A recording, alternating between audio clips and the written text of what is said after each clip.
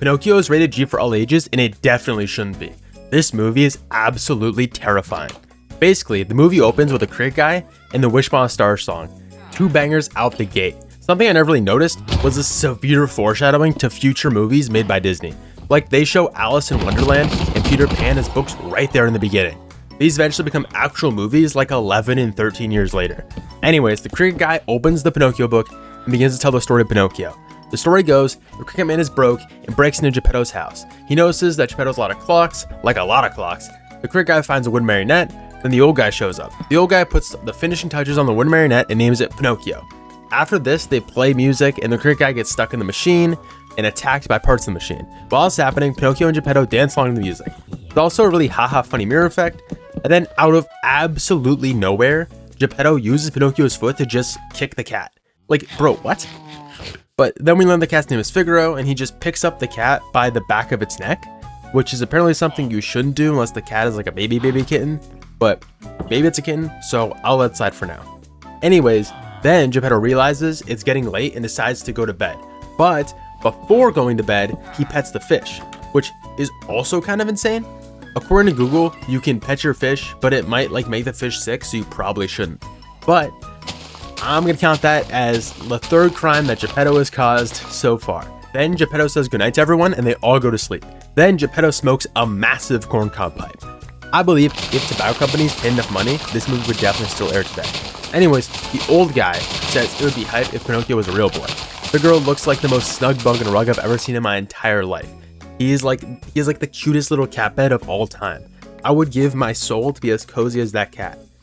But then, the old guy makes Figaro get out of bed, no longer being snug, just to open the window. And it's a process, mind you. It takes Figaro 29 seconds in order to open the window. Then, you aren't going to believe this. The old guy just gets up in bed himself because he sees a cool star. Like, what? Also, after this super cozy scene, out of literally nowhere, Geppetto says, "Oh, Figaro, look!" as loud as physically possible out of absolutely nowhere. Anyways, he wishes on a wishing star for real boy. The wishing fairy comes down and makes Pinocchio come alive. She says he's just one thing right now, but if he wants to become a real boy, he has to complete this task. She says, prove yourself brave, truthful, and unselfish, and learn to choose between right and wrong. Then the cricket guy blushes, nominates himself to be Pinocchio's conscience, and says nowadays people just don't have a conscience like they used to. Which is insane, because people were saying that exact same thing 80 years ago. That's wild. Someone could probably write a paper on that. But it is finally revealed that this cricket guy is named Jiminy Cricket, and he becomes Pinocchio's conscience. And he gets fitted out, mind you. He gets like a whole entire outfit going. And then he makes a joke that he should get a badge if he's successful. They then sing Give a Little Whistle, and then Pinocchio hits every single pot and pan simultaneously, and it scares the life out of the old guy. Then the old guy patrols his house with a hand cannon, realizes Pinocchio is alive, and is really hyped. Pinocchio lights his finger on fire, and the old guy puts out the fire in the fishbowl. Wait, what? Sorry. So Geppetto should not have pets. He just put out a fire in the fishbowl and caused the entire fishbowl to be completely black from the, what that is, like char? I don't know. So that's strike 4, he should not have pets, and they go to bed. This is now 30 minutes in the movie, by the way, an extremely slow start. Then Pinocchio has to go to school. He goes to school with a bunch of normal kids. Then they see a fox and a cat that are dressed like guys, and are just basically guys. Then they say Stromboli is back in town, and Stromboli is like a circus leader or something. The foxes see Pinocchio and think he's worth a lot of money, so they plan to show him to Stromboli. They then trip him and convince him to join the theater, and they tell him about Easy Street, which is the fast way to success. During this part, the animation falls off hard, by the way. I don't know if there's like a last minute addition or something, but yikes. Anyway, Jiminy Cricket is late to his first day of helping Pinocchio, and he tries to stop the fox from taking Pinocchio to the theater, and Jiminy Cricket tricks the foxes into slamming each other on the head. The fox's name is Temptation, but he told Pinocchio his name is Honest John. Jiminy is going to tell Pinocchio's father what happened, but then he says, that would be snitching, so he doesn't, which is kind of weird in a kid's movie, but anyways. Then, kind of out of nowhere, because Stromboli is Romani, the fox calls him a slur. Like, what? Anyways, it immediately cuts Pinocchio singing in the theater. He sings the no strings to hold me down part, which Loki slaps, and then the marionettes hit the emote. Then, Jiminy stalks Pinocchio to the theater, and while the crowd cheers, he says, shoot, maybe I was wrong. And Pinocchio would actually be good in the theater, and I'm stupid. Then he says, what an actor won't with a conscience anyway, which kind of hits hard. Then after this, Jiminy Cricket leaves Pinocchio. Then we cut back to the house where Geppetto has made a massive meal for everyone, like a huge meal. But because he doesn't know where Pinocchio is, nobody's allowed to eat a bite until Geppetto finds Pinocchio, which is rough because it honestly looked really tasty. This reminds me of like the Studio Ghibli food because it just looks super good. Anyway, then Stromboli puts Pinocchio in a cage. Then Pinocchio starts crying for Jiminy Cricket to save him as they leave for a different town. And this is the part in the movie where you realize that Pinocchio's voice is actually like super annoying. When he says, "Oh, Jiminy," it kind of makes me want to just stop playing the movie. Anyway, from Jiminy's POV, that's really funny because he decides, you know what, I'm gonna be the bigger person and wish Pinocchio luck on him being an actor. You know, good for him. So he follows Stromboli carriage and jumps in. Then he finds Pinocchio in a literal cage. And the old guy leaves to try and find Pinocchio while Pinocchio and Jiminy Cricket get really sad together. And the fairy's back, hooray! And Pinocchio lies to the fairy about what has happened thus far, and every time Pinocchio lies, his nose grows until it grows to a branch with a bird's nest on it. And then the fairy says, a lie that keeps growing and growing until it's as plain as a nose on your face. After this, the fairy saves his nose from growing and frees him from the cage. Now, when I watched this movie originally, I expected Pinocchio's nose growing to be like a larger part of the plot than it actually is. But the part where his nose grows is less than 2 minutes, which is kind of wild. It's also kind of cool because it shows how even like a single TikTok length scene of a movie can be iconic and inspire like phrases. But also it's kind of interesting how discussion on the movie over like 80 years gave an expectation of it into where I kind of like assumed what the plot would be about when it's entirely not that. Then the fairy says, a boy who won't be good might as well be made of wood. Which reminds me of like when like you make a funny joke and people laugh and then you try to make another joke, but it's like lower quality and then nobody laughs. Like her first quote was really good and the second one was kind of dumb. Anyway, we cut to a bar where a fox, cat, and some old guy are smoking and drinking. The cat takes his smoke ring, dips it into his drink, and then eats it like a donut. And I genuinely believe this is the best part of the entire movie. It is so whimsical and fun to watch. I genuinely like that was, whoever thought of that part was like, that was genius. Finally, we find out that the fox is named Honest John and the cat is named Giddy. They're talking to the coachman, then he offers them a way to make real money. Then the old white hair guy says, and I quote, I'm collecting stupid little boys. Mind you, we are 52 minutes in and have 38 minutes left. Why? Why start this right now? I don't know. Then the fox reacts and says, but the law, suppose they? And the old guy says, and I quote, there's no risk. They'll never come back as boys. Then it just gets super, super loud, like for no reason. And they do a big jump scare, which startled the heck out of me. Like generally watching this movie, it's like, it's not scary. It's just inappropriate and loud and weird. Then Pinocchio is running back home when he is stopped by Honest John and Giddy again. And the two animals convince Pinocchio that he's allergic and the only cure is a vacation to Pleasure Island. They basically drag Pinocchio away though this time. Like Pinocchio actually tries to escape this time, but they just carry him away. This part low-key sucks because Pinocchio did nothing wrong this time.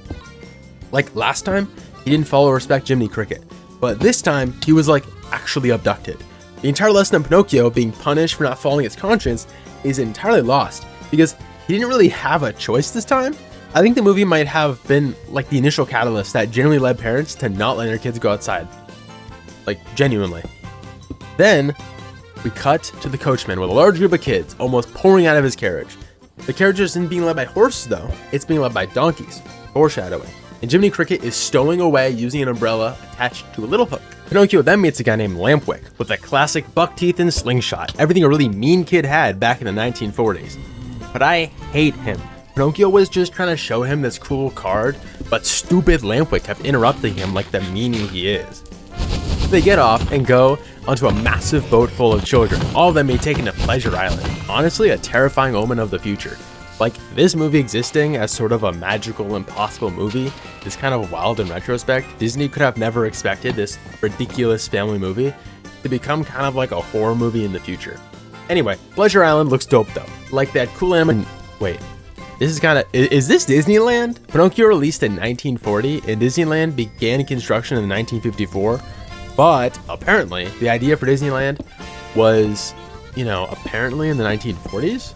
So Pleasure Island may have played some part in that inspiration, but I don't know.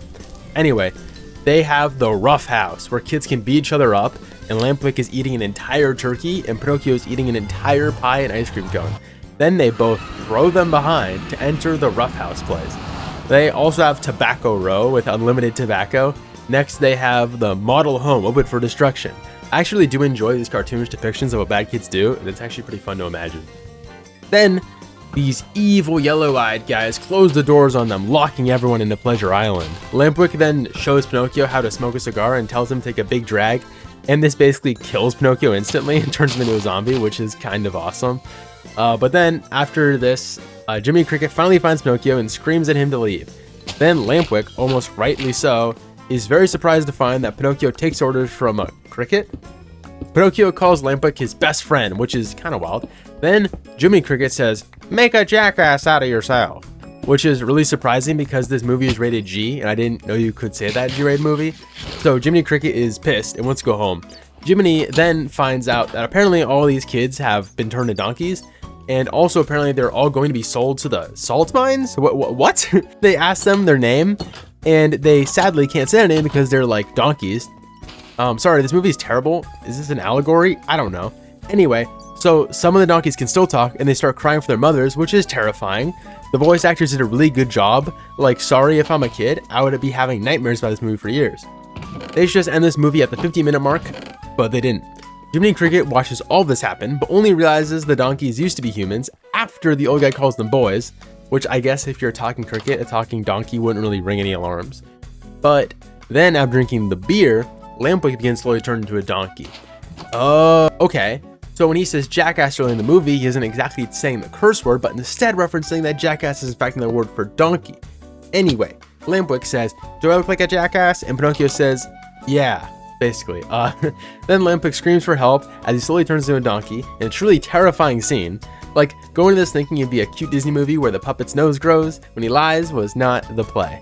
Jiminy finds Pinocchio and they run to the hills before it gets any worse.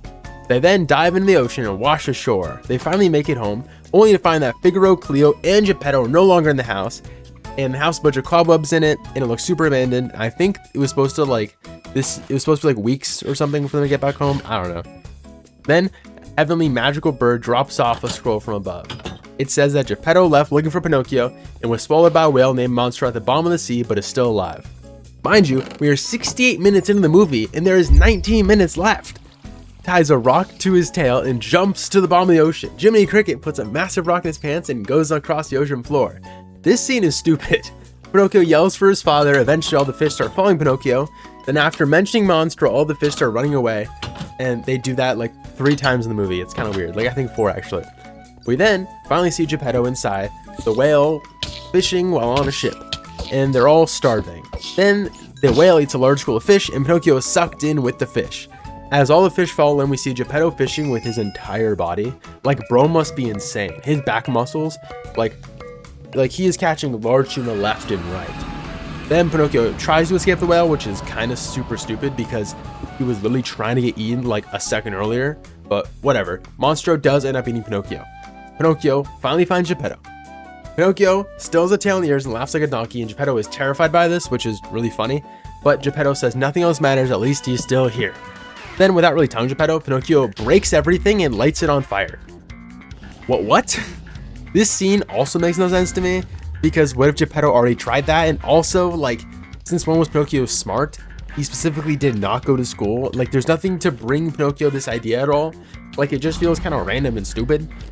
And I don't know. It mostly feels like it was realized with like 8 minutes left in the movie. Maybe it's reference to how Pinocchio's finger caught on fire earlier, but I don't know. There's 8 minutes left in the movie, and they're like, shoot, he's gonna get out of here now. Quick, Pinocchio, have an amazing idea. But yeah, so the plan works, and they escape. The whale sneezes, and they get sucked in again. They sneeze down again. The whale tries to chase them. Luckily, they manage to jump over the whale. It's honestly a cool whale chase scene, but kind of random.